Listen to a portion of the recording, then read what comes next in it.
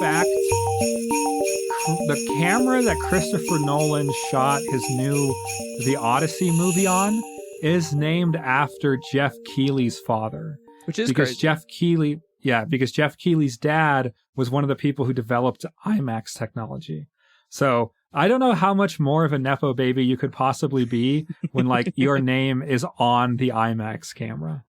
He gave a very sweet shout out to his dad and mom today on Instagram. It is December 18th. Today is our Christmas episode, our holiday spectacular.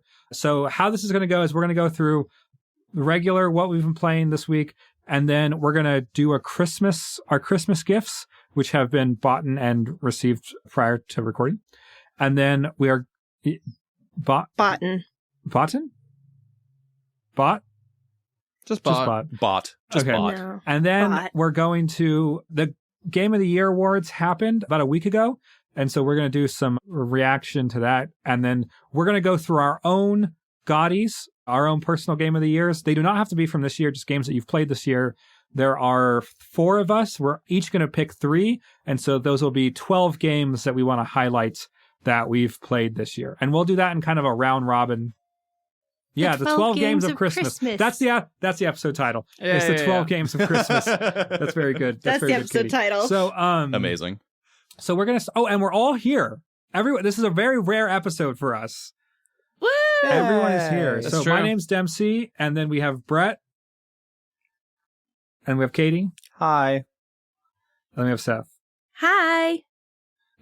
Always. Last again. So Poor Seth. Well, Always, you're actually. always alphabetically last, Yeah. my friend. I'm so sorry. It puts Yeah, us just get a better alphabetically name. on the Discord. My last name, too. It's like end of the alphabet, so Yeah, there's So no dang. we're going to start out with what we've been playing this week. yeah. And I have 2 games that I have a lot to say about. I guess I'm not going to, but I feel like I'm going to be talking about them in my Game of the Year. And I don't think it's recency bias, although I am highly susceptible to manipulation. But I played and finished Skate Story, which is free on PlayStation if you have PlayStation Plus. And yeah, and Oh, it is really? one of the most, it is my favorite skating game by far, and like up there underneath Outer Wilds, but like with like some of my favorite games ever made. It gets extraordinarily existential in a way that was very surprising to me, but like there's a meaning factory, and like, so I guess slight spoilers, but like whatever. If Outer Wilds asks, how do we manufacture meaning in a way that's functional for our lives? Skate Story asks, how do you manage meaning if it's meant as a punishment? It's kind of the central thesis of Skate Story, is that meaning is actually a punishment, and what do you do in that case? Which I think is a fantastic question to answer in a skateboard game. Incredible. It's like Dante's Inferno. It's pretty much Dante's Inferno, but with skateboards. It's like Dante's and- Inferno, but if Tony Hawk was the main character. Yes. It just, Yeah. what a tagline. Yeah. It's very surreal. It's visually stunning. It feels so grounded. You're not doing like 720 flips in the air like a Tony Hawk game. It's extraordinarily like, if you get any air on like a quarter pipe, that's impressive. Like, it's extraordinarily grounded. Like, you are doing ollies and kick flips no more than like 36 inches off the ground. And like to grind, you don't just like stick to it like a magnet. It's actually kind of difficult, and you have to like hit your grinds at like a specific angle with a specific speed. It's like a very, very technical skateboard simulator. And also you get these. So I got the vinyl. The soundtrack is by a band called Blood Culture. And so I went to their Bandcamp and I got the vinyl, and the vinyl came with a little poetry book. So after every level, you kind of get a poetry summary of the level, and the vinyl came with so anyways, guess what's going to be on my list? And then another game that I will probably talk about more is Hades 2, which like the pitch really is just like, imagine Hades, but better. It's crazy how good this game is. I actually don't want to spoil where I am, because I feel like spoilers in Hades are Like it's actually worth going in not knowing exactly. But I will say that the way that they manage hooks and like narrative hooks, I am so impressed with, because I was getting to the point where it was starting to feel like repetitive. And now I have a new goal that I could not be more emotionally invested in. And like the writing is fantastic. All the voice acting is fantastic. It all feels like really like the conversations build off of each other in like really unpredictable but natural ways. And so you'll have an event like that. System is really good. There's more weapon variety and more abilities, and there's more of an emphasis on magic as well. I am maining one specific weapon type, and that is a specific weapon type that I feel confident in. And I feel it's like, I mean, you've played Hades, so like each weapon gets its own like unique progression system. Mm-hmm. And so whenever I switch to a different weapon, I'm kind of wowed by how different the experience is. Like it's like the boons and the abilities. There's also like, there's characters from Hades 1 because it's Greek mythology, but in really different contexts. And like it kind of like reflects on the relationships from Hades 1's. And then so it's Melanoa. It's Hades' sister is the main character, who has the world's shortest dress. and but yeah, I think I am about 10 hours into it, and I am having a fantastic time. I love it so much. Brett, what have you been playing this week? So for this week, I've been mostly playing the games that I was gifted from the Secret Santa. So 2 of them in particular. I've been playing a lot of Crypt of the Necrodancer, and I've been playing a good amount of Nuclear Throne. And I guess we can talk about those when we talk about the gift exchange, but 2 very, very good roguelites. I'm really, really enjoying them. Crypt of the Necrodancer is literally like a perfect game for me because I really, really love roguelikes, but I also really love rhythm games. So like I was the person who like I did Guitar Hero tournaments when I was younger, back in like the Guitar Hero 3 and 4 days. Like, so I would like, I played Guitar Hero way too much. I loved Rock Band. I love all those rhythm games. And so having a rhythm game within a roguelike is really restrictive, but really cool. I really, really enjoy it. Aside from those 2, though, I started playing Divinity Original Sin 2. And part of that is because of the Game of the Year Awards trailer for the next Divinity game, which really, I think, caught everyone off guard and was incredibly graphic and grotesque and strange. It was horrific. Yeah. It was horrific is the word to use. Yeah. So I realized that I started Divinity 2 or Divinity Original Sin 2 like 3 times. I've started it with people. I've started on my own, and I just never really got past the first area for one reason or another. So I restarted that, and I am intent on finishing it before the 3rd one comes out, whenever it comes out. I don't know when it's actually, I don't know if they gave it a release date or not, but whenever it comes out, I will be ready to play it. And it's really scratching that like CRPG node in my brain that really, really needs to be scratched. So I'm really enjoying Divinity. I don't have a whole lot to say on it yet, other than I think the guy who runs Larian Studios said this too, where the trailer for Divinity 3 wasn't meant to be for shock value, even though it was very shocking. They didn't do it just for shock value. And I think that he's telling the truth, unfortunately, because Divinity Original Sin 2 is nightmare. There's a lot of really strange, nightmarish things about this world. I don't think I have ever played in a more bleak, weird, dystopian, strange fantasy world in my life. It is upsetting in a lot of different ways. Like, this isn't a spoiler for anything, but the entire race of elves, they can eat people's flesh to gain their memories. And so that's how they like pass down their like racial knowledge, is cannibalism. And that's that's not just like one elf. That's not just like a subsect of, no, that's all elves. All elves in Divinity. They can eat people and just gain their memories. And that's something I can do. If I kill someone, sometimes I can just eat them and I can learn something about them. And I think that's really messed up. So sick. Yeah. I love it. That's I'm curious. I haven't seen the trailer for the third one. What was so horrific about it?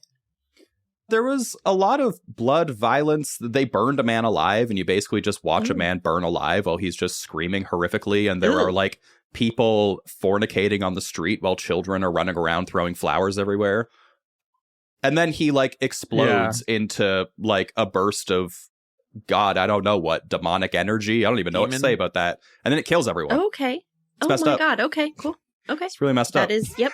That fits the bill. Thank you. I wondered. So, yeah. So that's pretty much what I've been playing. Katie, Seth, who wants to go next? Nice. Seth, why don't you go next? Because that way you thank won't you. be last. Oh, that would be fantastic. So I also spent a lot of time this week, mostly, but not exclusively, playing the games I also got. So I'll talk a little bit about those now and talk a little later. Katie got me my games. She picked me up Bollock's Pit, which is a roguelite fantastic game. I have put vastly too much time into it already. But again, I'll talk about that later. Also, another game called Aces and Adventures, which is a game I didn't think could exist. It's a deck builder RPG, which is not a roguelite. It is a non-roguelite deck builder RPG. Oh, Which is that's interesting. a thing and is worth exploring more. Is it a good thing? It is a good thing. It's a very Okay, interesting good. thing. It's made me think about other things. Otherwise, what else did I feel like I bought myself something. Oh, I bought, because it was on sale, RoboCop Rogue City. It is Nice. it's a game about being RoboCop, which is low-key a series that I do like, and I've seen like a couple of the movies. And the game is pretty good. You're just RoboCop in Detroit, I think, is where RoboCop is. And you do RoboCop things. You're like, I'm currently busting a drug ring, but every once in a while you just get a call on the police radio that's like, hey, the mayor's daughter's car got stolen and we want you to go find it. So you're like, okay. And you just do like cop things. Okay. One of my favorite side quests in that game so far has been you're just walking through the police precinct and a guy is like, hey, the complaint line is really long. Can you hop on the complaint line? And you're RoboCop. You're full robot. You got the whole visor and everything on. And you're just like, yep, no problem. So you're just now like one of the people at the complaint line at the police precinct. First person comes up to you. I love how they designed all this. First person comes up to you and he's like, hey, I heard there's a reward for turning for information about this criminal. And you're like, yeah. And he's like, it's me. I'm here. What? Can I get the reward? And it's so funny. I think not just like being a police officer in that situation, but being RoboCop and then having to put yourself mentally in like RoboCop's head and be like, would RoboCop give this guy a shortened sentence, just arrest him, or like give him the money?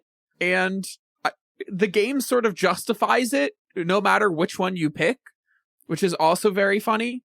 It's like this whole conversation we had about agency, but flipped on its head. Because it just says, like, whatever option the player picks, we'll justify it. It's funny. And that's the goal. The goal is that it's supposed to be funny. I'm playing on, like, the normal difficulty, but which, like, is just not that hard. Because I think the idea is, like, you're like a robot who goes around. His goal is to shoot people and, like, bust crime. So, like, you're invading this drug ring. Like, I had an awesome mission. I went into an arcade. I had to, like, walk around and collect evidence. Eventually, like, the owner of the arcade is like, well, you're not allowed into the back because unless you have a warrant, you can't come in. So you're like, okay. You walk around the arcade, you find enough evidence, and then you're RoboCop, so you can just, like, send a request for a warrant digitally to a judge who just, like, automatically sends it back. Because you're RoboCop, I guess. And then, fun. like, you go knock on the back door, and the guy's like, I'm not letting you in. You're going to have to bust down the door. And because you're a giant robot, you're like, that's fine. And you just punch the door open. Amazing. And the guy behind the door goes flying back, hits the back wall, and dies. And Amazing. That's like the thesis of the game. It's fantastic. I have no complaints. You might have good. sold me on this game. I'm not gonna lie. You know what? I think it was on sale when I bought it. It was like 90% sale before the Steam sale. It is. It's actually more expensive than when I bought it. It's currently $16, but it's good. You should play it. The other game I've been playing a lot is also been Nuclear Throne, which is one of the reasons I bought it for Brett. It just got an update. All of the characters in the game got another unlockable skin. So it used to be that all the characters had their default skin and then an unlockable one. They added a third unlockable skin, and also a new character to the game. So I've been sort of like grinding all that out. It's a great game. Brett will talk about it, I'm sure. So I won't dive into it too much. But I found out that I have Nuclear Throne. Well, my brother has it, which means I have it. And I was like, oh, I should try that so that I can join the conversation. But then I forgot. Great You have story. time. Maybe next time. Fantastic story. Yeah, Thank you, thank runs you. only take like 10 minutes. You could get one in right now. Yeah, just boot it up. Install, boot it up. It's sick. It's sick. Okay. Speaking of which, Katie, what have you been playing? I've been playing a few different things. I've been playing Case of the Golden Idol, which is a point-and-click, like, vignette mystery similar to Return of the Obra Dinn, where you have to use clues to make inferences about what has happened and solve the mystery. What is neat about it, so I put off playing it for a while because I was like, the art style's ugly, I don't like it. It doesn't matter. It's fine. The art style is kind of ugly, but it's, it's charming in its own way. But the mystery mechanic is so satisfying and so much fun because as you click on things, you get, different information and you click on keywords and it fills up this word bank. And then you use the word bank to fill in the sentence frames to create your inference of what happened.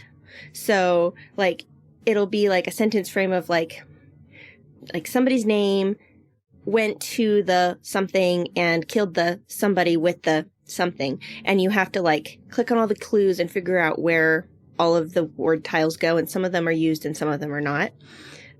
It's Clue, but for English teachers. That's what I was thinking right. too. Yeah, it really is. It really is.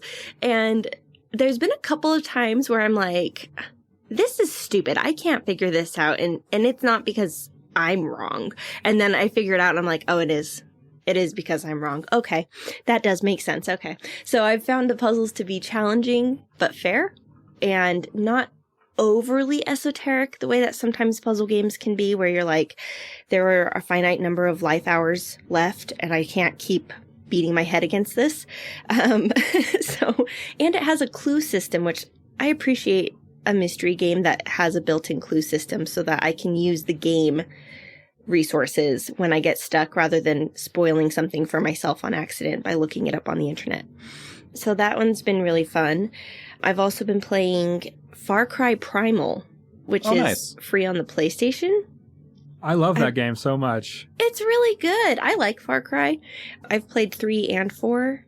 I think those are the last 2 I played, and I really enjoy the camp raids and things like that, and like getting all the different weapons and all the things and collecting all the stuff. So I'm enjoying that. And it's kind of it's almost like if The Long Dark and Far Cry had a baby because it absolutely is. So I'm really enjoying that because there's like wildlife and nature and shit, but there's also a quest arrow. I really appreciate the quest arrow. It's really nice to know where I'm supposed to go. Yeah. So that's been my, when I'm bored of The Long Dark, but I still want to feel like I'm playing The Long Dark game. And then the last game that I've been playing a lot of is Slay the Spire, which I've played like 200 hours of it or something between my Switch and my Steam Deck. And I was like, I don't think I'm ever going to play it again. Like, I've had enough of it. It's good. I'm good. I'm over it. It's fine. And now it has me in a chokehold and I can't stop. I kept trying to get through the first like winning the first time with the Watcher. And it took me a really long time, but I finally did it just a couple days ago. And I finally figured out how to get the stance switching to work for me so that I'm constantly re-upping my energy to do more damage and then going back to more protection and things like that. So I'm working now on my first ascension. Nice. And it's just fun. And then, I got this cool relic that let me go to this alternate dimension where I went on like a fucking gauntlet of boss fights and got different relics every time I beat the boss. It was so cool. What are you talking about? Are you okay, Seth? An event or a relic? A relic. It was a relic. I have this, what's it called when you add it onto the game and it's not original? Oh, like It's a mod. A mod. God, my brain. Oh, okay. Because I was like, what in base game? No, I have a mod. It's called like Hug Me relics or something like that. I'm not sure. Something weird like that, but there's like a ton of new relics and it's super duper fun. And so I always play with that one because I like all the fun, different random shit. But one of them, like sent you into this alternate dimension and you just went on this gauntlet run of boss fight after boss fight after boss fight. And you just get relics, like super duper hero relics every time. It was really fun. I did die, but it was worth it. So the last thing I've been playing, I'm going to save for my top 3 games. So that's all for me for now. Okay, so let's do Christmas. Everyone get your Christmas presents ready. So I guess I will go first. So my Santa Claus was Brett, and Brett was very kind because in 2026 I am planning on doing a year in video games without violence. A whole year? Yes, that's the plan. I want to understand why violence is so so synonymous with video games.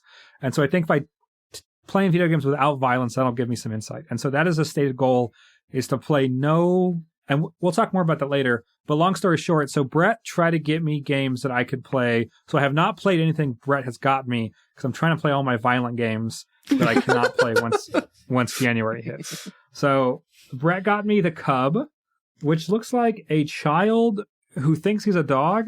I have not watched the trailer or anything, but I'm excited to play that. It looks very 2D. And then he got me Dredge. Yeah.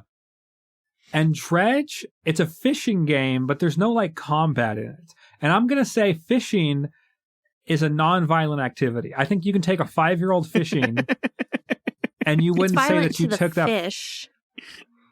Okay. Fish aren't people. We'll have an argument. That doesn't count. Okay. We'll have an argument about this later, about what non-violent means. Because I don't think fishing is a violent thing to do. Fishing is not violent. And so I think Dredge counts. But Dredge is Eldritch Horror and has good reviews. Everyone knows Dredge. So I'm very excited to play Dredge. And then the other game, which I think I'm most excited about, is called A Game About Digging a Hole, where the main mechanic is just to dig down, which feels great. It's like the opposite of Outer Wilds, or instead of exploring outer space, you're exploring your backyard. Which I think is such a good premise. So Merry Christmas. Thank you, Brett. Cool. Brett, Merry Christmas. Who was your Santa Claus? My Santa Claus was Seth. And in typical Seth fashion, he just gave me a bunch of roguelikes. So I got Crypt of the Necrodancer, which I've already talked about. I got Nuclear Throne, Nuclear. Apparently I always say nuclear wrong. I say nuclear. I don't know. So do Whatever. I. So It's an East Coast Nuclear thing. Throne, a game called, I don't know how to pronounce this, Seth. SNKRX, Skrunks. Yeah, What just is that? SNKRX. Oh, okay. I wasn't sure if you were supposed to pronounce that, but it is all in uppercase, so that makes sense. And then Sneakers. Nubby's Number Factory. So I haven't played Nubby's Number Factory yet. I feel like I've heard of it, but I can't think of like I have talked about it on the podcast before. Okay, maybe that's where I've heard of it. Because I'm like, this sounds familiar, but I'm looking at it and I'm like, I don't know what I'm looking at. It looks like the key art for it looks like one of those games you would boot up in like grade 3 computers class. It's like one of the 3 games that they will allow you to play during computers class, at least in, I don't know, where I went to school. It looks like that kind of game. And the name sounds like it too. SNKRX also looks really cool because it basically looks like it's like Snake, but also roguelike, which seems very interesting. So I'm excited to get into that one eventually. Nuclear Throne is incredible. It very much reminds me of like, I mean, every roguelike reminds me of Binding of Isaac, but it kind of reminds me of just another take on that sort of formula. I'm really enjoying it so far. I'm really bad at it. Every time that I think I'm having a good run, I end up dying and I don't really understand how.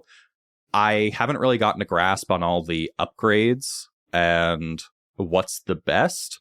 So eventually I'll figure that out. I've played it for about 45 minutes total, which means I've done like 18 runs. It's like some runs last 2 minutes, some of them are 10.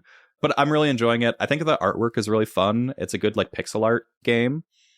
It's very, it's interesting. And then Crypt of the Necrodancer, I've already talked about a ton, I guess. But rhythm games, roguelikes, it's such a good combo. And also I've looked through the DLC because there's a few really cool DLCs. There's a Shovel Knight DLC, which I actually really want to get because Shovel Knight is a game I haven't thought about in, oh my God, it's been so long. But I really loved Shovel Knight, and I would be happy to let the two mingle. So those are the games that Seth got me. Thank you very much, Seth. Seth Claus. Merry Christmas. Thank you. Katie. Or no, Seth. Wait, who's going next? Seth. Yeah, Seth, go. Am I up next? Yeah. You've made this a thing, so now it's a thing. Okay. Can't go last. Yeah, I just can't go last anymore. So Katie was my Santa for this year. And I was confused because I thought last year we gave gifts during this part of the episode. Maybe I'm just misremembering that. So I got my gifts from Katie, and then I was like, oh shit, was I supposed to do that? That's when I sent Brett my gifts. But Katie got me 2 games, which have been very, very fun. So one of which is Bollock's Pit, which is actually a game I was going to buy myself, and then I was like, Same. nah, and then Katie bought it for me, which was fantastic. Bollock's Pit is a 2-part game. So one of which is it's a brick break based roguelite. So, you know, like the game where you like bounce the balls and it like bounces off the other things and then it comes back down. That's like the loose concept of the game, except like you don't have to worry about like the balls coming down towards you. You just like pick them back up and then you chuck them again. And that sort of sounds like the foundation of the game is that idea. You throw balls and then they bounce off the enemies up top and the enemies kind of just like auto scroll down towards you. It has a dynamic upgrade system. So there will be different kinds of balls. So there's like a fireball, lightning ball, earthquake ball. And as you level them up, once they hit level 3, they have certain ball evolutions. So you can combine the wind ball and the earthquake ball. And then you can make like the dust storm ball. And then you can level that up and then progress. But then it has a separate system of fusions. So then you could take like your dust storm ball and a fireball and fuse them together. And now you have a dust storm X fireball, which does the dust storm thing, but then it also burns enemies, which is the fireball's ability. So it's this cool like dynamic upgrade system that has some pre-built interactions, obviously, but then has like this dynamic set, which has been fun. It has like a zillion different characters that all have like little tweaks to like how they work. The second part of the game, which is a lot of fun, is a town management sim a la like Call of the Lamb. But this is just like buildings, but with the same sort of gimmick where to upgrade buildings, you have to line up all of your villagers and then kind of like launch them like a pinball machine. And then you have to like bounce them off the buildings. And then in order to upgrade a building, like a certain amount of villagers has to like run into it. That is so crazy. It's a weird system. It's actually not as crazy as it sounds. Like It sounds unhinged. It's really not as weird as I'm making it out to be. It's actually like really good mechanically. The problem is it also has this like idle component to it. So you'll have this like farm that you have like a couple wheat patches around, and then every like 6 minutes it harvests all the wheat out of the wheat patches. And then you need like a certain amount in order to like upgrade some of your buildings. With the intent being that like, oh, but then you could also like launch your villagers through and it like collects the wheat. So you have like 2 options. The intent is very clearly supposed to be that like, oh, while I'm doing a run, my like wheat will collect in the background because the time you spend in the dungeon counts towards that time. You can also just like leave your computer on and walk away. So I just kind of like set up my farms, and then I went and made dinner one day, and then I just kind of had enough resources for like the rest of my time. I can't say that resource collection and base building was on my bingo card for this game. Yeah, it's good.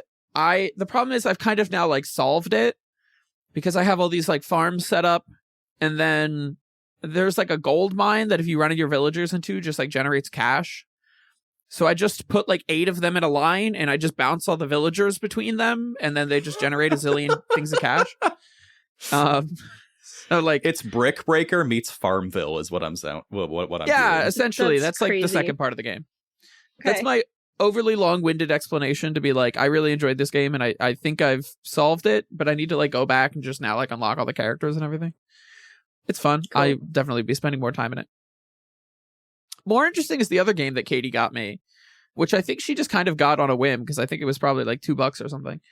Well, it was for certain on sale, but there was actually, I had another one on my, so when I see like roguelikes or like when I see games that I think other people will like, I put them on my wish list because I just like to give people games. So I had another one that was on my wish list, and when I looked at it, it was part of a bundle, and when I looked at the other game in the bundle, it was the Aces game, and I thought, oh, that actually sounds like more interesting. So that's how that came to be.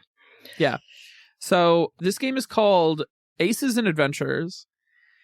It is legitimately a deck building adventure RPG. So conceptually how it works is it gives you a starter deck of 40 ability cards.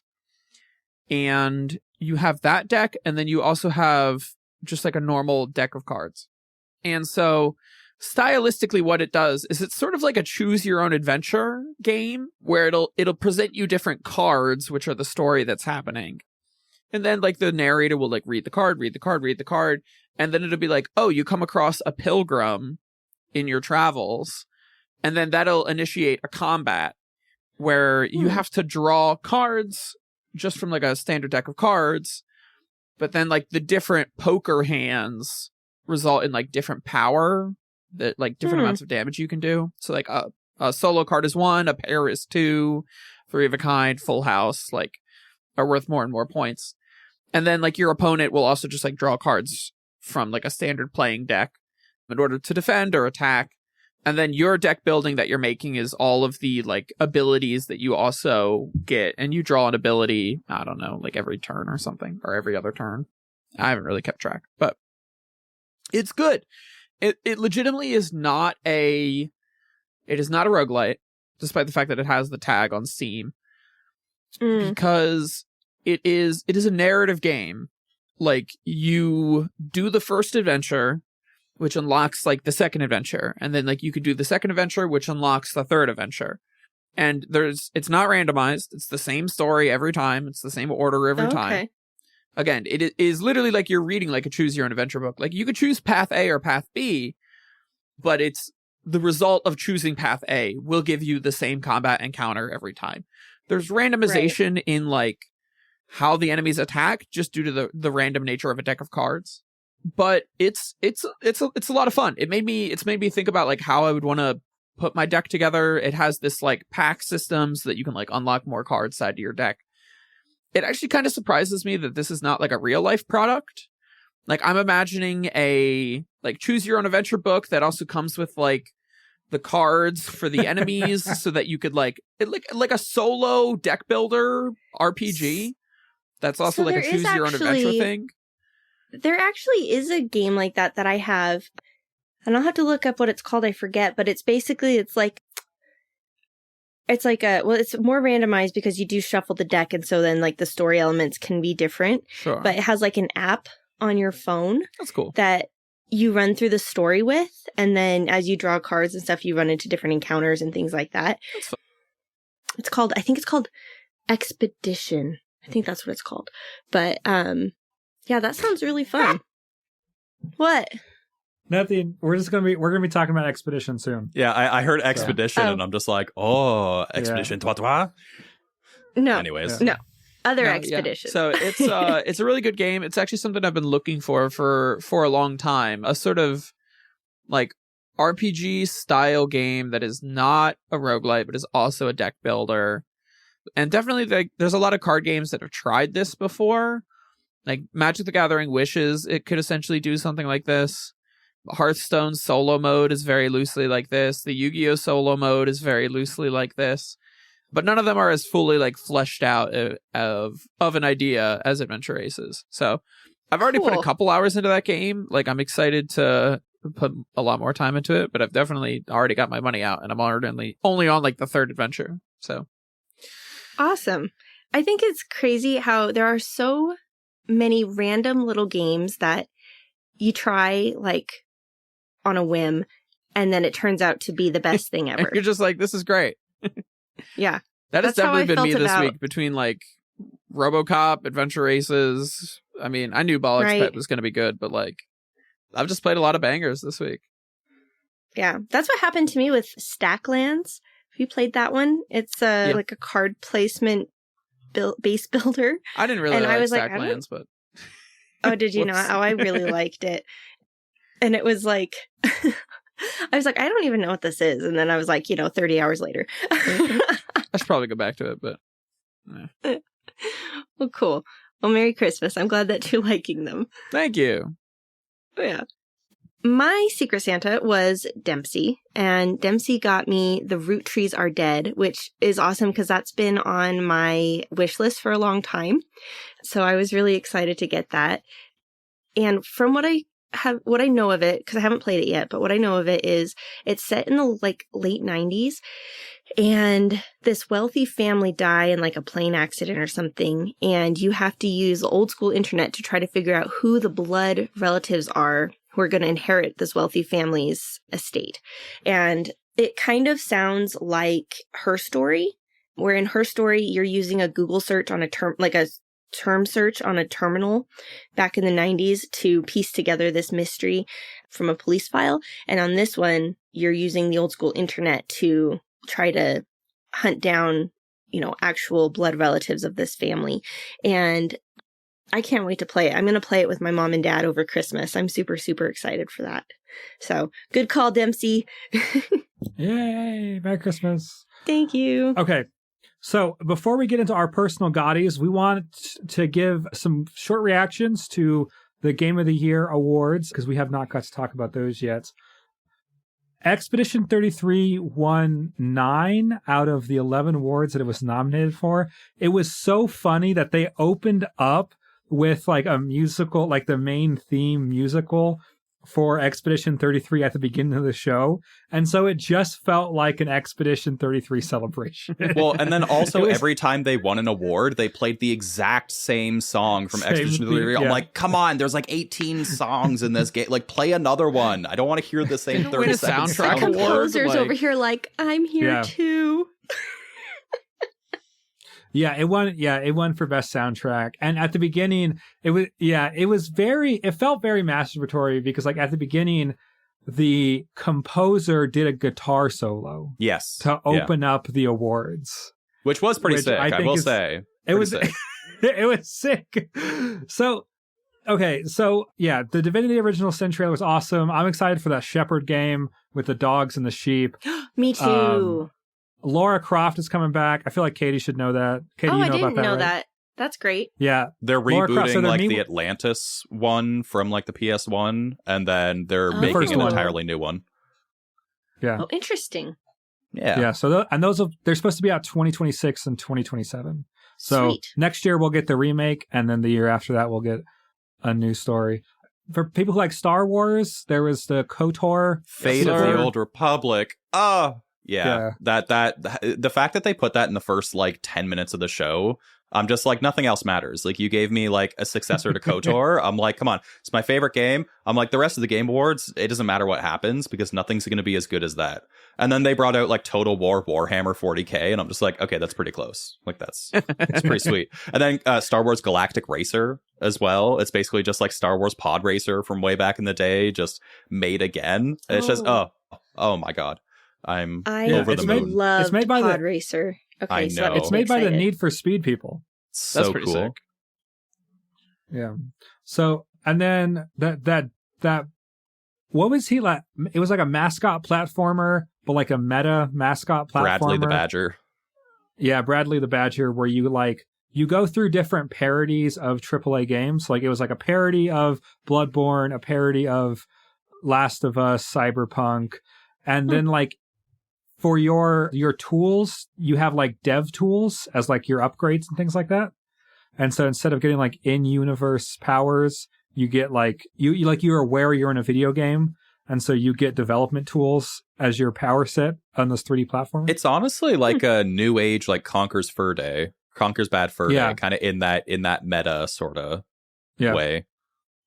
So okay, so here's the thing, and I'm gonna steamroll Brett because I know what Brett wants to say.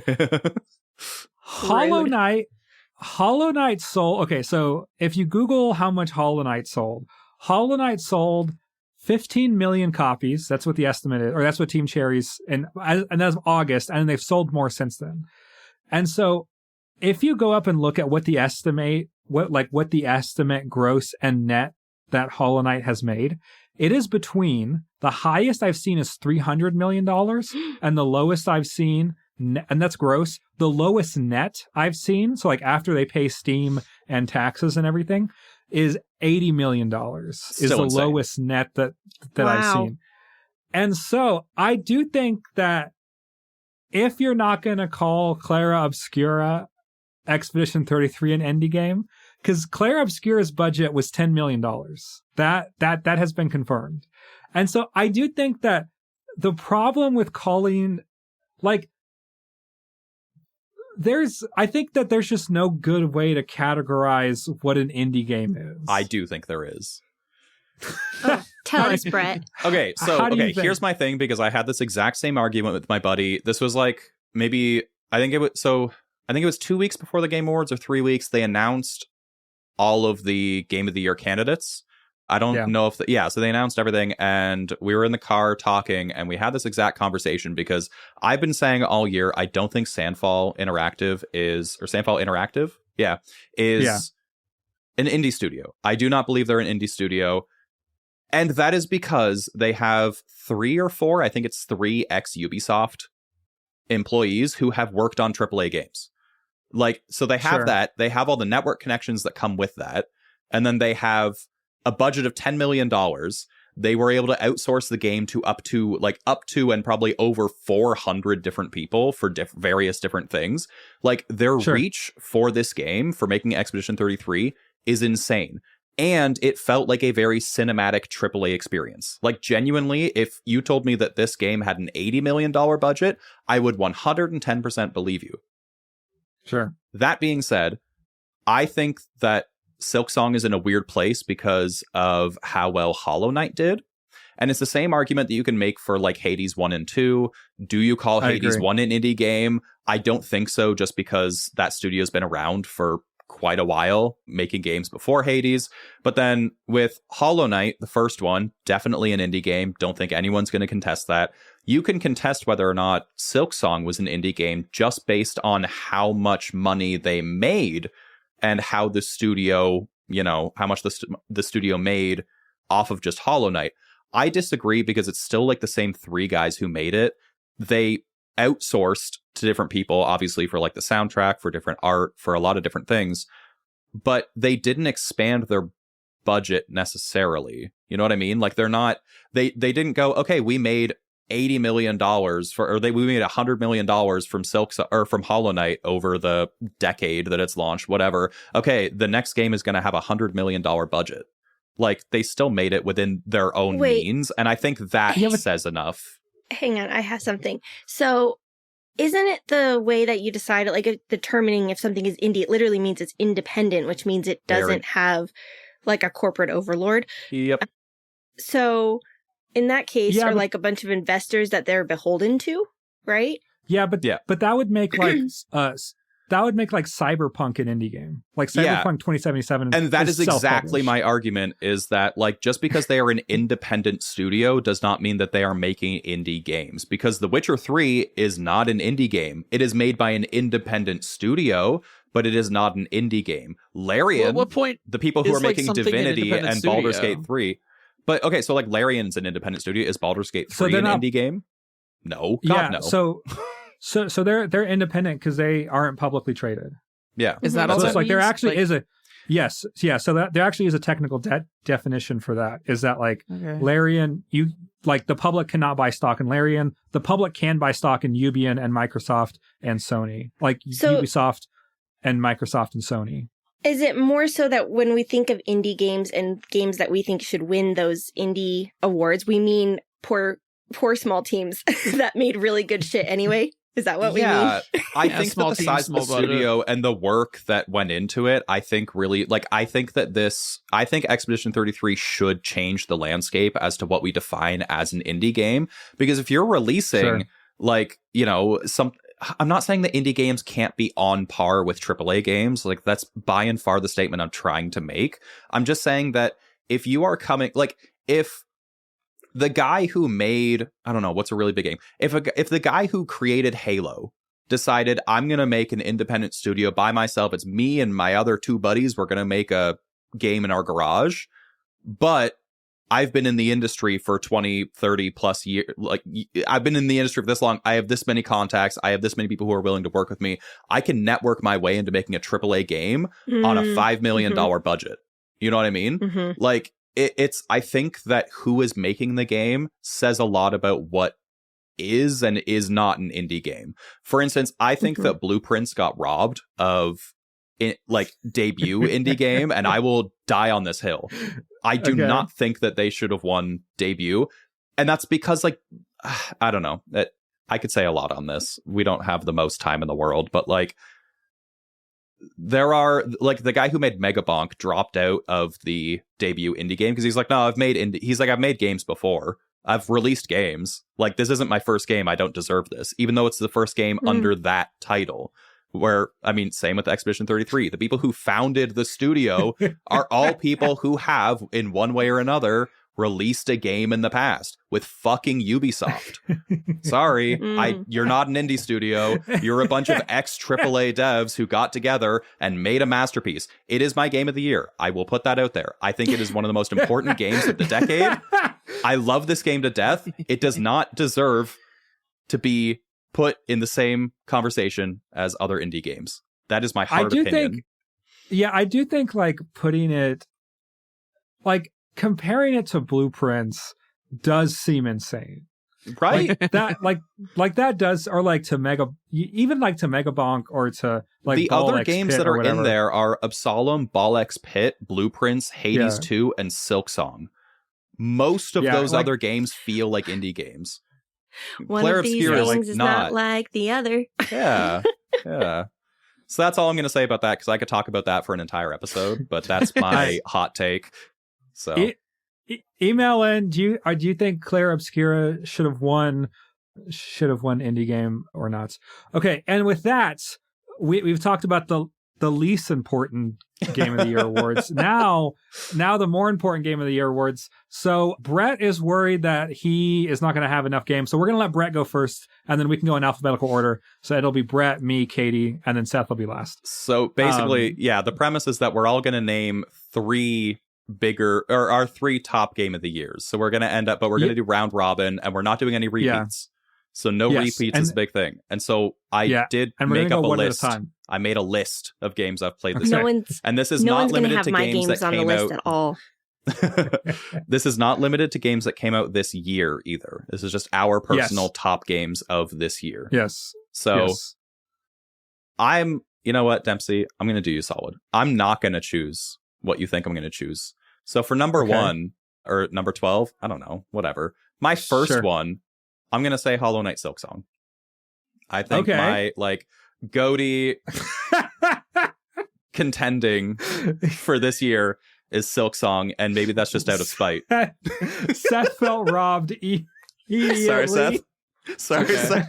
Seth. I'm just last. It's fine. Okay. That's, hey, well, you're first in my heart. So I think that Silksong, I think, deserved a lot more than it got. The people who made Silksong, they didn't even come to the Game Awards because they're just like, well, Expedition 33 is just going to sweep, and they were right. They did still win, Best Action Adventure, I believe. Yeah, and that was against AAA games too. Like Yeah. that was just action adventure games in general. They won, Which is very impressive, and I think they deserved it. I really would have loved to give Best Soundtrack to Silksong, if I'm being entirely honest, because I think that the soundtrack for Silksong, while not as overstated as Expedition 33, was very deeply impactful. It made me feel a lot of things. I really, really loved the soundtrack, the gameplay, the art direction. It's literally just, in a lot of ways, Hollow Knight, but better. And I'm Sure. really excited for the future of this series they're building within the universe. And yeah, sorry, Seth. It's okay. Did you see Jeff's? Did you see Jeff's little quip that he made when he announced? See, you guys Silksong won something.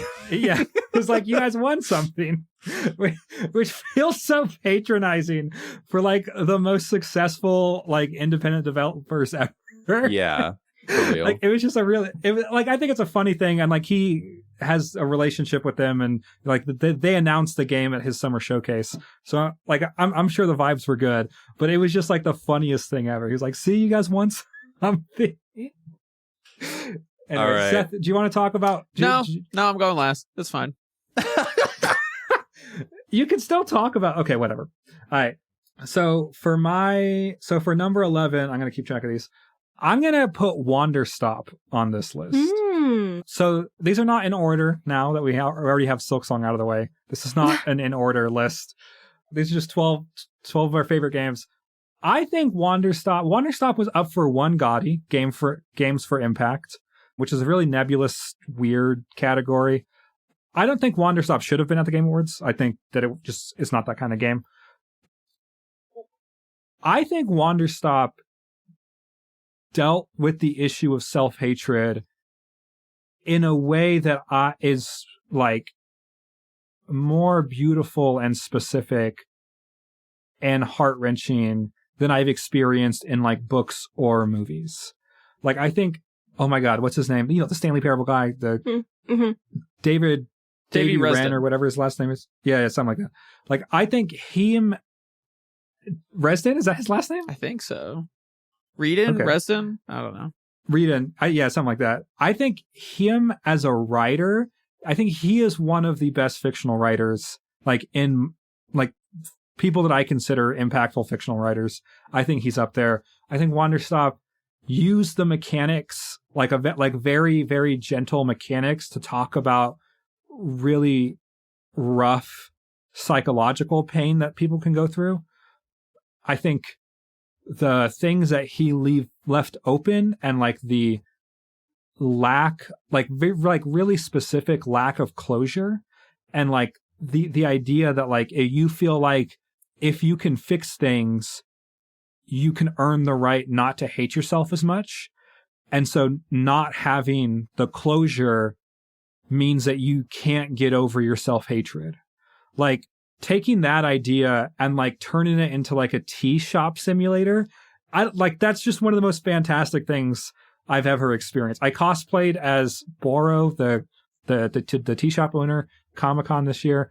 I think it's such a beautifully written. I think like there is a version of this game that is Stardew Valley-esque, and like you can play it forever and like just get like, you know, hundreds of hours of enjoyment out of like making different teas and things like that.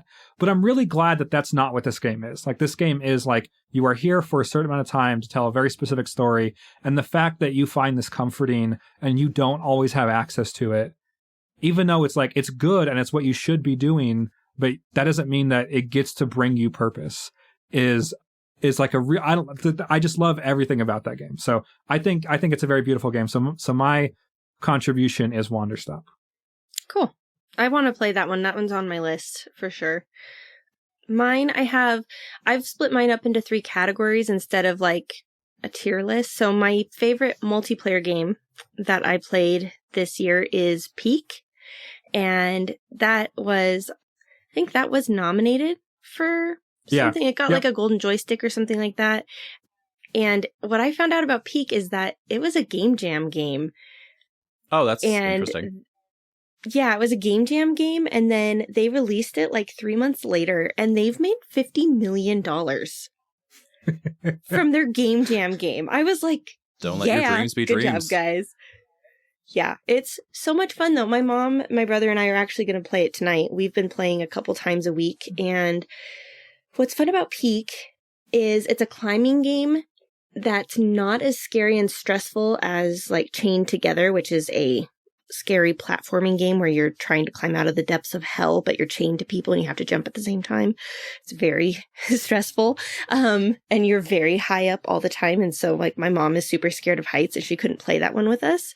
But Peak, you're climbing. And so it's much like in hiking where you're like, oh, I'm just going uphill. And then you look down and you're like, holy shit, the ground is extremely far away. When did that happen? But what I love about it is the teamwork mechanics, because you can do what's called like giving a hand, and you literally can reach down and help your teammates to climb up. And that's super helpful because we'll give somebody a backpack and load them down with the coconuts because you have to like keep your energy up. But then they're not going to be able to climb as effectively because they have all this weight. So then we have the person who goes first is the lightest, and they help. And then the person with the backpack goes middle, and then the third person who's less weighed down goes after. In case they fall, they can catch them on the way down and stop them from falling to their death. So we've made like this really fun kind of climbing routine of like the order that we go in and how we help each other. And what's fun about it is it is a roguelike.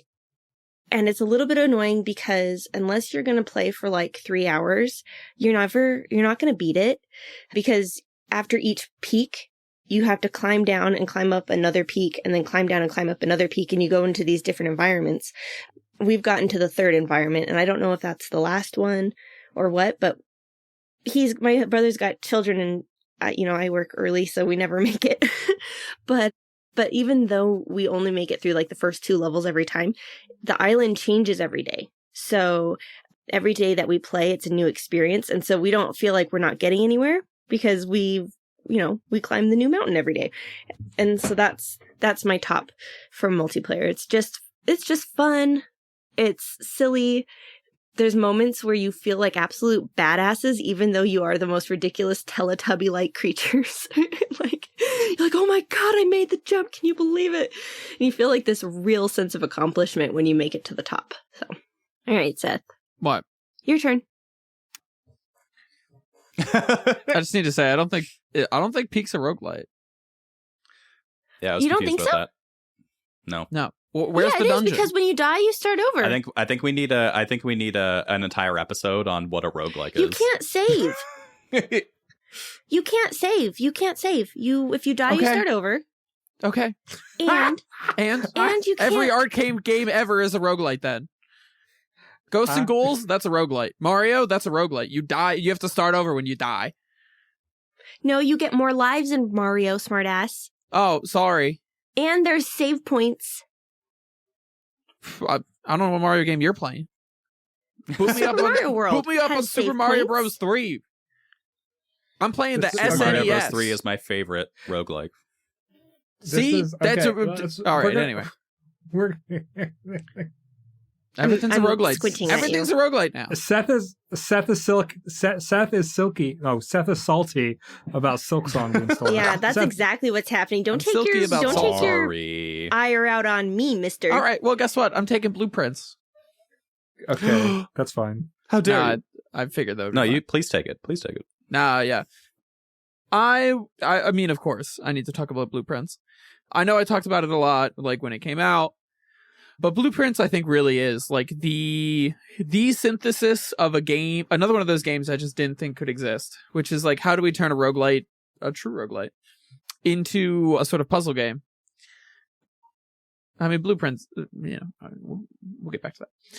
But like, how do we take this idea of a sort of like randomized layout and work it into the concept of a puzzle game? And I mean, for a game that I really haven't even, I think I've scratched the surface of what Blueprints has to offer in terms of narratively, and I played a lot of that game. I mean, even getting past, like, just getting to the 46th room for the first time, I got a lot further than that in that game. Down, like, into the well and into all the lower areas of the game, and unlocked a lot of the stuff that was down there and started collecting all the different pieces to things. It really is a sort of, like, masterpiece achievement of game design. And, I mean, back to the actual Game of the Year award show, it really is kind of a shame that it didn't get more of a recognition for, like, for what it did. And I actually think we're going to be getting Blueprints clones down the line. It seems like the kind of game that will inspire a genre when other developers can wrap their head around what that game did and its sort of environmental narrative that also plays into like the random mechanics and the understanding of what's happening in that game. I joke that everything's a roguelite, but like, I think it's a really good example for other developers to say, like, roguelite is a formula that can be applied to other genres in ways that make a lot of sense. And not just like traditionally dungeon crawler vibes. Like, the games I bought for Brett are much more like traditional dungeon crawler. Nuclear Throne, like, you literally go through levels. Crypt of the Necrodancer, you're in a dungeon. But Blueprints sort of provides this dungeon as a mansion and the exploration of that. It feels very in line with what a lot of people in like the modern tabletop space are starting to consider what a dungeon is in terms of like Dungeons and Dragons, which is something that's worth exploring a lot more in its own episode. But Blueprints is a masterpiece. It should have gotten more than it got, I think, for what it's going to do for the genre moving forward. Didn't everybody play Blueprints? What do you guys think? No, I agree. I did not like that game. Oh, yeah, I forgot. Wild.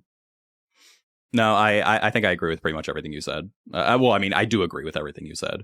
I haven't really thought of it as being like an industry leader in a genre, but I do think there's something to be said about that. I think it has potential. I think it might get there. Yeah, for sure. The next game that I have, I think this is going to be maybe a shocker. I don't think we've ever talked about this, but I want to talk about Avowed. So Avowed is... Hey. You thought I was going to say Expedition 33, didn't you? Absolutely not. Kind of. No, so I want to talk about Avowed. So it's a game that came out this year that I don't feel like really got a whole lot of widespread recognition. So it's a reimagining and a sequel to the Pillars of Eternity games made by Obsidian. So the original Pillars of Eternity games, the two of them, they're like top-down CRPG style. And then they decided to make it a first-person fantasy action-adventure game for Avowed. And I thought it was really good. It has its issues in that it felt like it didn't really know what to do with the choices that it gave you, because it is very much a choices matter game. In every area you go into, you're faced with a lot of decisions, and you kind of have to choose a side. So basically, the entire idea of Avowed is you kind of have a contact with like the gods in this world. So you are someone who can hear one of the gods, and you come to this island who is basically the people who live there. It's supposed to be a lawless sort of refuge for people who don't want to be in regular society, I guess. And the big society in the game, they're trying to come in and basically colonize it. They're trying to take control of it.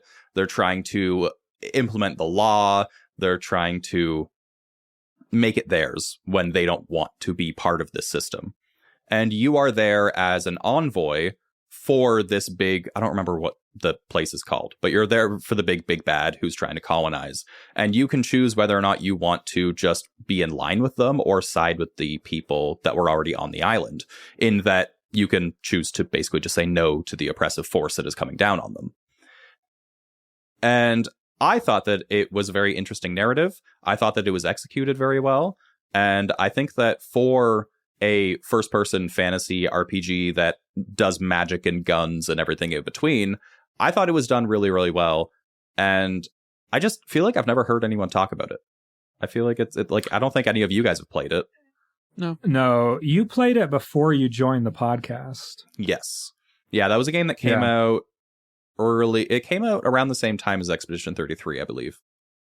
So I played it pretty much right around then. I don't know. I don't really have much more to say about it. I think it's a game that deserved a lot more recognition than it got. I never thought it was necessarily a typical Game of the Year candidate, but it's a shame that it didn't get considered for anything. I think it was a really good game. And I thought it was a really good fresh entry to the Pillars of Eternity games, which, again, it's like a CRPG, right? So a very different turn for the game, which I thought was really good. Cool. That sounds interesting. Yeah, I thought it was neat. Okay, so I am going to pick, I suppose, I think I'm going to pick Expedition 33. Oh, if you must. Brett, I think it's very funny that you were like, I have no games to pick, but all of your games are from this year, and it wasn't Expedition 33. So yeah, I mean, I think it deserved, with the exception of maybe the indie awards, every award that it won, I think it is like a milestone in video games. I think it feels like a video game. I think the writer, whose name I cannot remember. What is the writer's name? But I think like she crafted a narrative that was like both specific to video games and I think was talking about video games. And like, so like as someone who's invested in video games, I was interested in what she was saying about like escapism and art and wasting time and kind of all of these things that I think about as someone who loves video games, as well as like the actual multiple layers of narrative in the game itself, which like to do like a meta layer, an internal meta layer, and then like two more layers of narrative that all kind of work incredibly well together. Like just structurally, I think it's one of the most impressive things I've ever, like one of the most impressive like structures I've ever seen in any literature. Yeah, I think like the gameplay was really good. It's a really good story as well. Like the story of these devs that were kind of fed up with the traditional AAA model that, you know, did this for $10 million and it like outcompeted kind of every AAA studio. Like, I think that as a story is something that we're going to hang on to for a long time in gaming culture. I think the progression is really fun. It continues to be fun. Like the further you go into the game, like all the characters, like so like when I was talking about the writing, I was talking about like the structure of the story, but also just like the character interactions are really good. I think Expedition 33 is the fulfillment of a fantasy in video games. And that fantasy is that the tools that are available allow small teams to genuinely make AAA games. And I think like that has been pitched with like Unreal Engine 5 and like all of these tools that have been available for like about a decade now. Not RE5, but RE4. And like all of these like engine tools that like have supposed to have been like democratizing, you know, video game making. And I think like Expedition 33 is like the fulfillment of that fantasy. And I think that's like a really important moment for video games. So that's why I think Expedition 33 deserves to be on our 12 games of Christmas. All right, Katie, what do you got? Nice. I'm looking forward to playing that. Yeah. My second game is my favorite game that I've played with somebody, but that isn't a multiplayer game. And I've played a bunch of games this year with people, mostly my mom and my husband. But the one that I'm enjoying the most right now and that I think is the winner for the year is the Seance of Blake Manor. I've talked about it before.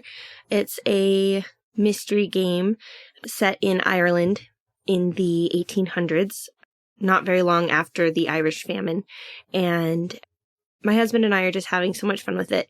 And a big part of it is because my husband's Irish and it's set in the west of Ireland, which is like very, like the culture of Ireland is still very prevalent there. And so all the little things that we're running into, it's just really neat because we have all that background knowledge from being from there and from living there and all the things. And for him, like we've talked about like representation before, like it's not very often that he plays a game that's set in the world that he came from, you know? And whereas like for me, like it'd be very common to play a game set in America. So it's been really fun to have that connection. And on top of that, it's just a really fun game mechanic, the way that they handle the investigation side of things. Every action costs 1 minute. So there's a time management portion. There's like an intricate agenda that you can use to help you decide where to go and who to speak to. And it's just a smart game that trusts the player to figure it out. So I've been really enjoying that one. What about you, Seth? I'm almost like struggling to think of more games. My game list from this year is like so sporadic. With like, there's a bunch of games I played for like 10 hours, and then like that's all I played of it. But the problem is I have like 15 different games that I played for 10 hours, so there's no like standouts. So I really have to go thinking through like, which of these games did I like really enjoy? Even though they were all like shorter experiences. And one that's really coming up for me is Clover Pit, which is like, I don't know what it is about Clover Pit. Like I've thought about Clover Pit a lot, and that's the like demonic roguelite slot machine game. And cause it's got like narrative built into it in a way that feels sort of inspired by like Inscription, but like it still manages to pull it off in a way that makes sense. I think like it's not even like a true narrative. It's like a partial narrative, partial gameplay sort of thing going on, but it feels really smooth. And to me, that's an important quality of a roguelite, is that like, despite everything else that is going on in the game, it needs to feel smooth and it needs to feel like intuitive and fun. And Clover Pit just does a really good job of that right out of the gate, and saying like, do you understand a slot machine? Yes? Okay, this will make sense. And I think removing a lot of the friction is what often makes for a successful roguelite game, is to say like, hey, here's a complicated idea that we're really simplifying down, and then building a sort of experience around that. And Clover Pit does a really good job of building that experience, putting you in this like tiny room that is also interactable, but is also part of the level, and like where a traditional roguelite game would be like, all right, do your levels, and then like in between the levels you can go visit the shop.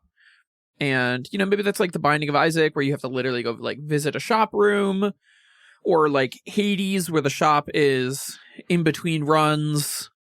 Or I'm trying to think of a game that has like literally a shop in between levels. The Spire? Yeah, well, sort of. It's like built in there, but like a shop is sort of a unique experience, whereas Clover Pit sort of provides that as just like part of the structure of the game. You can literally just turn your character around and access the shop. So it's sort of taking all of these, I think, disparate elements that we would usually associate with the roguelite genre, and sort of saying like we're creating a complete experience that is almost entirely accessible at all times. And that's really a fascinating way to run the game. But it works for the sort of style of game they're doing. I think you could make a pretty strong argument that Clover Pit is a deck builder roguelite, a la like, I don't know, Luck Be a Landlord more than Slay the Spire. Yeah, I mean, it's sort of like how Blueprints, I think, is unique in a game that does something very new in the roguelike genre. It manages to do it really well. Clover Pit to me is a game that does something I think the roguelike genre has seen before, but just does it better. Much like, what was the other game that we were talking about? Oh, like Hades 2. Hades 2 is a game that just like does a thing it already did, but it just does it better. Mm-hmm. And I mean, I think that's just a winning formula for a game these days. I think most developers, if they put out a sequel, but it's just game but better, cool. Like I don't have a problem with that. If you just put out a game that was already good, but now it's better, okay, I'll play it again. Just slap a new narrative on it and call it a day. So, Clover Pit is my game number 2. Oh, it's on my wish list. Yeah, it's good. You should play it. I have all kinds of games that I should play on my wish list. Another game that I don't know if any of you guys have played. Have any of you guys played Doom the Dark Ages? I haven't played it. No, I played Doom Eternal and Doom 2016, but I did not play Doom the Dark Ages. So I think that Doom the Dark Ages, again, it's a game that did not get much. They won something at the Game Awards, did they not? Or they won for accessibility. Accessibility, that was it. And I actually truly believe that they deserved that, because that game, like just the controller remapping and everything that you could do, like it was very, very good for that. And like you could turn off a lot of settings for the game to either make it easier or more accessible, less flashy things, less movement. There was a lot of really good things about it. I also think this is a hot take. I think it's the best entry in the Doom games, like since they rebooted them in 2016. So okay, I have a couple things to say in that I think that a big draw for Doom 2016 was the soundtrack. I think, myself included, as soon as I heard it was like tech metal, I was like, okay, I'm in. I don't really care what game this is. I'm in it for the soundtrack. I love Mick Gordon. I think he's great. I'm glad he did the soundtrack. He hasn't done the soundtrack for the other two. He did not do it for this one. The soundtrack did not hit very well. It was okay. It sounded like someone had a friend who had heard the Doom 2016 soundtrack and then tried to make it based on what their friend told them. So the soundtrack itself, again, I really think the soundtrack was a staple of Doom 2016. But I also think that Doom 2016 was very stiff in comparison to a lot of other first-person games. Like, it is very much, it feels like you're just a walking tank, which is kind of the point, right? Like, you are just this force to be reckoned with that's just kind of lumbering around shooting Martians. Whereas Doom the Dark Ages, it's very, very mobile. So you do a lot of like jumping around, you know, you're shield bashing, you're magnetically attaching yourself to things. There's a lot of movement involved, and therefore it's much more exciting to play than Doom 2016. And I've gone back and played Doom 2016 since I played Doom the Dark Ages.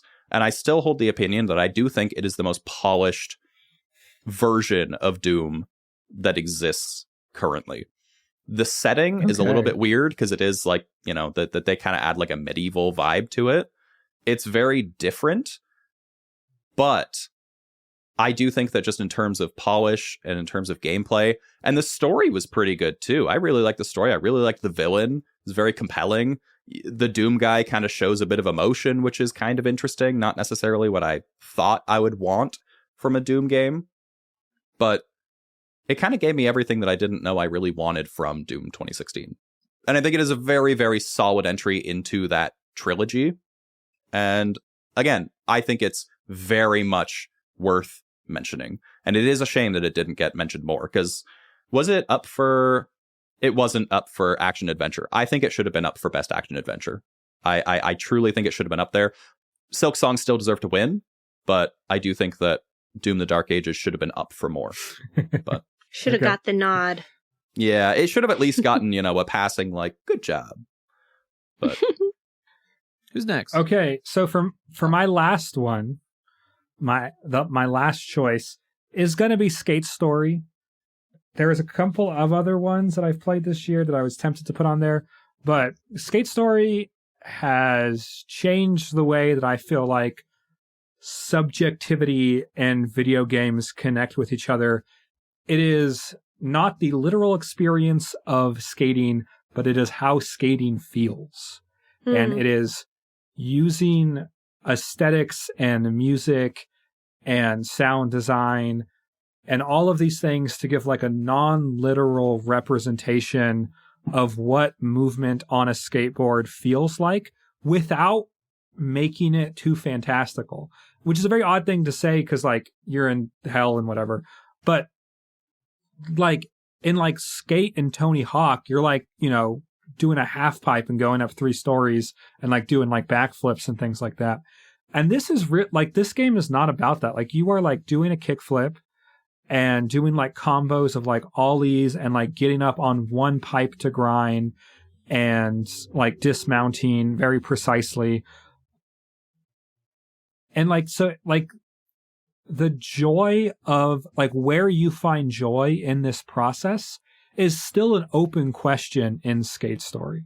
Like, I think that's one of the things I really love about it. It's not just this like candy, fantastical version of what you can do with the skateboard, but it's like your tool of how you navigate this world and how you do your boss battles and things like that. But like the fun is like getting better at this like kind of simple mechanic rather than like feeling like a superhero on your skateboard. And I just think, I don't know, I think that's a really refreshing way to interact with it. The writing is consistently like, you can never guess where it's going. The characters all feel like weirdly human, even though that like there's a pigeon writing an essay on a laptop. There's a eternal centipede that's going to eat the universe. You have to do the devil's dry cleaning at one point. Like it's very like Dream Logic-esque. I think like the soundtrack being like an actual like kind of emo band, I think lends it so much authenticity as well. Like, cause you're listening to like just like actual skater music. Like it feels like the early 2000s. Yeah, it does. And it's like obviously like I guess like Tony Hawk also used like a soundtrack made of already existing songs. I think like skate games do that. But I think this is a more powerful version of that because it's like also one album. So like when you finish the game, you've listened to an album of music, which I think is like, I think that's a really beautiful concept. And also there's no free skate mode, which I think, so like you can't just like, after you beat the game, there's not just like a free skate, but you can spend as much time as you want on the levels. And sometimes you can go back to levels, but only from specific points. And so like, it's like the game is a specific, it's not like a sandbox. It's not a creative sandbox. It's not like you figure out what moves you want to do. All of the levels are kind of centered around different skating ideas. And so, like, I think it's really beautiful to be moved through a defined story, but just at your own pace. So if you want to take an extra half hour on this one level and like really get good at grinding, you can do that. And you can just like really like hit the small jumps on this one level and spend as much time as you want. And there's no penalty for that. And then, but after you move on, you've moved on. And so it really encourages you to like take your time to explore, to appreciate things in the moment, because you don't know if you'll ever go back to those locations. Like if you want to go back to those locations, you have to start the game over. And so, yeah, I just think it's such a beautiful game. I think everything was made so intentionally. There has been some complaints that it doesn't feel like a fun skate game.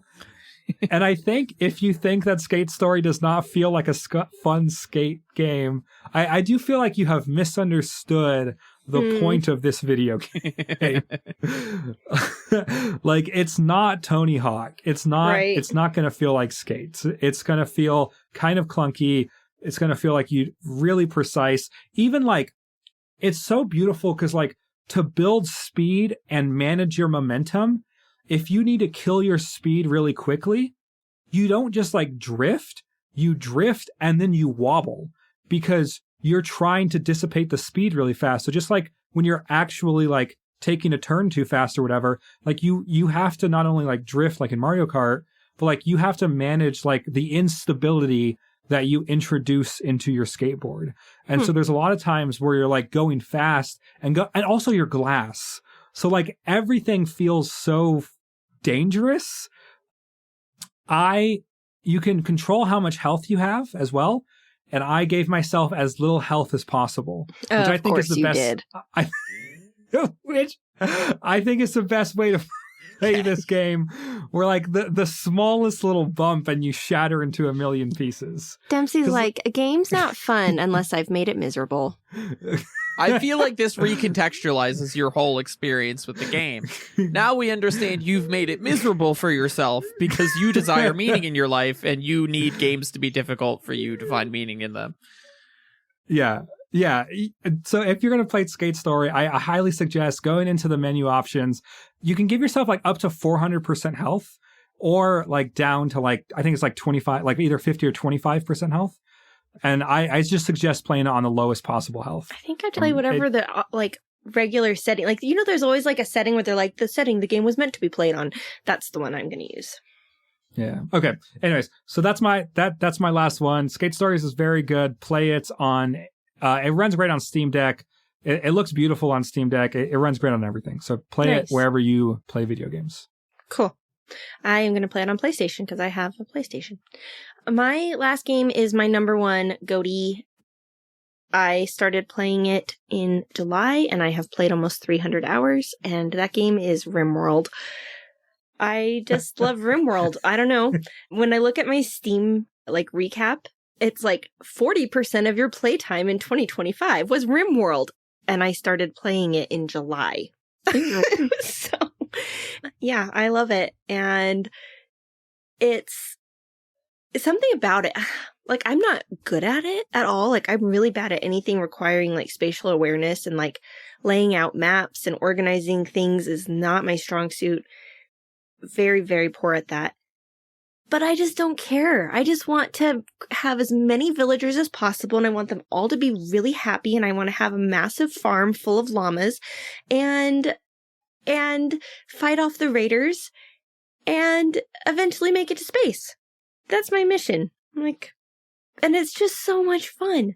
And then the craziest shit happens, and I'll be telling stories about it to my husband. I'll be like, and then these people, they were refugees, and we let them come in, and they stayed with us for 18 days, and I took care of them. And then in the middle of the night, they turned on us, and they burned down my entire base.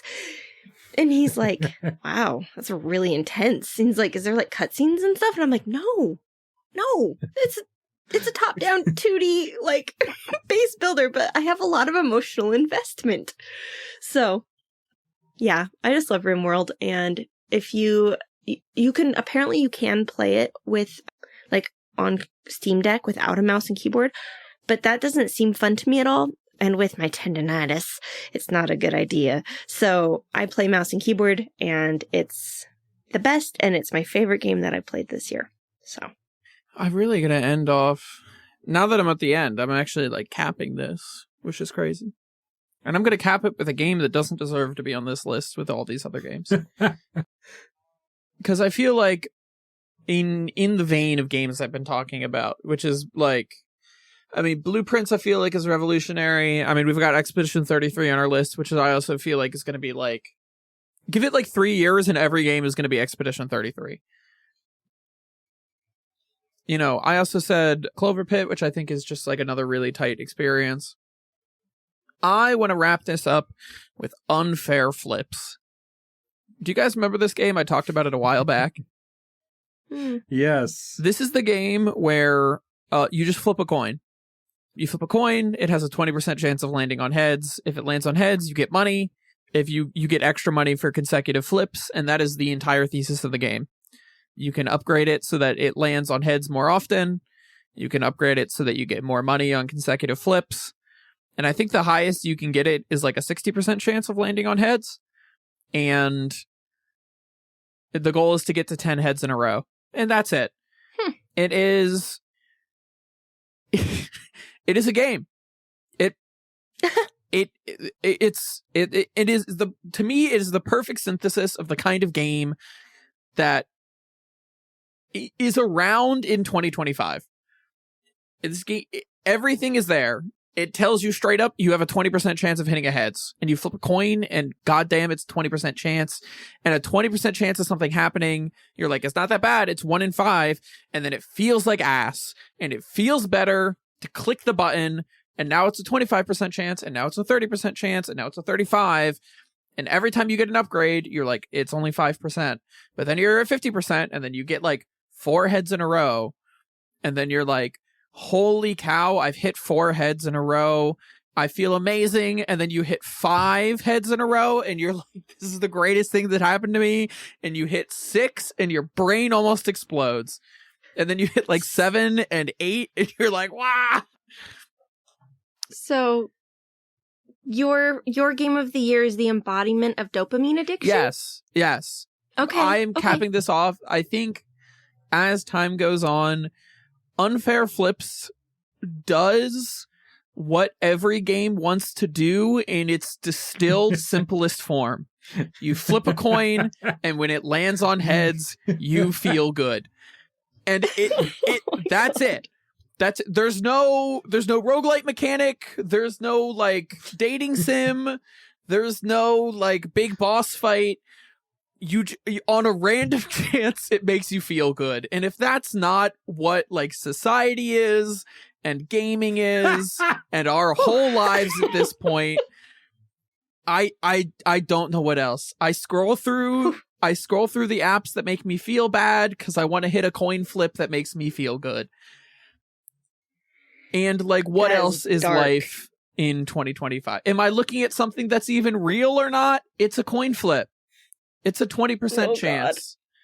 And like, I can curate my algorithm to get it up to a 35% chance. And if I hit 4 or 5 posts in a row that I know are not AI generated, and I hit a coin flip in its heads, I feel great.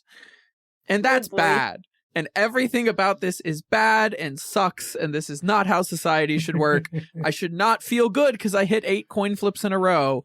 But like, that is where we are. And I played this game for 35 minutes this year. And that's how I'm wrapping up our Christmas episode. Wow. What a All right. weird note to end on. Huh.